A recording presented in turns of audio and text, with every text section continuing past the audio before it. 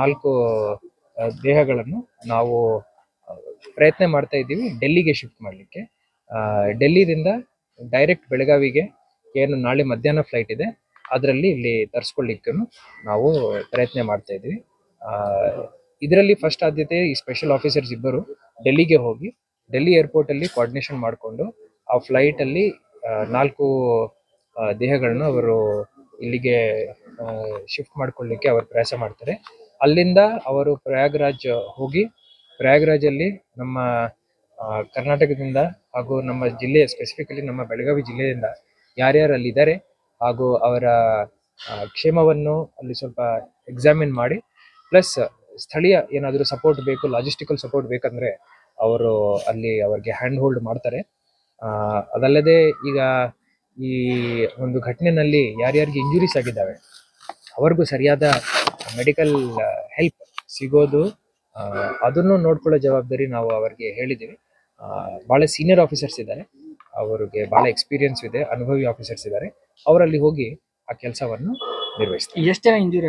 ಈಗ ನಾವು ಏನ್ ಮಾಡಿದೀವಿ ಅಂದ್ರೆ ರೈಲ್ವೆ ಡಿಪಾರ್ಟ್ಮೆಂಟ್ ಜೊತೆನೂ ನಾವು ಈಗ ಕನ್ಫರ್ಮೇಶನ್ ತಗೊಳ್ತಾ ಇದೀವಿ. ಅದೇ ರೀತಿ NWKRTC ಹಾಗೂ ಈ ಏರ್ಪೋರ್ಟ್ ಹಾಗೂ ಈ ಪ್ರೈವೇಟ್ ಟೂರ್ ಆಪರೇಟರ್ಸ್ ಯಾರ್ಯಾರು ಇದ್ದಾರೆ, ನನ್ನ EDC ಅವ್ರ ಪಾಪ ಅದೇ ಕೆಲಸ ಮಾಡ್ತಾ ಇದ್ದಾರೆ.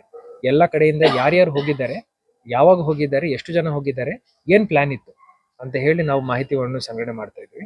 ಇನ್ನೊಂದು ತಿಂಗಳು ಈ ಕುಂಭ ಮೇಳ ನಡೆಯುತ್ತೆ ಅಲ್ಲಿ. ಸೊ ಆ ನಿಟ್ಟಿನಲ್ಲಿ ಈ ಮಾಹಿತಿಯನ್ನು ಈಗಲೇ ಸಂಗ್ರಹಣೆ ಮಾಡಿಕೊಂಡು ಸರಿಯಾದ ಅಡ್ವೈಸರಿ ನಾವು ನಮ್ಮ ಜಿಲ್ಲೆಯ ಜನತೆಗೆ ಕೊಡ್ಲಿಕ್ಕೆ ಸಾಧ್ಯವಾಗಬೇಕಂತ ಹೇಳಿ ಆ ನಿಟ್ಟಿನಲ್ಲಿ ನಾವು ಈ ಮಾಹಿತಿಯನ್ನು ಸಂಗ್ರಹಣೆ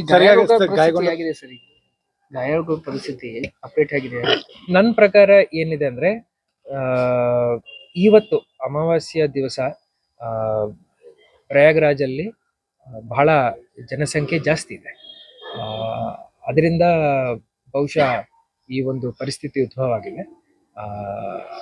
ಆದರೆ ಈಗ ಮುಂದಿನ ದಿನಗಳಲ್ಲಿ ಅಲ್ಲಿ ಸ್ವಲ್ಪ ಜನಸಂಖ್ಯೆ ಕಡಿಮೆ ಆಗಬಹುದು.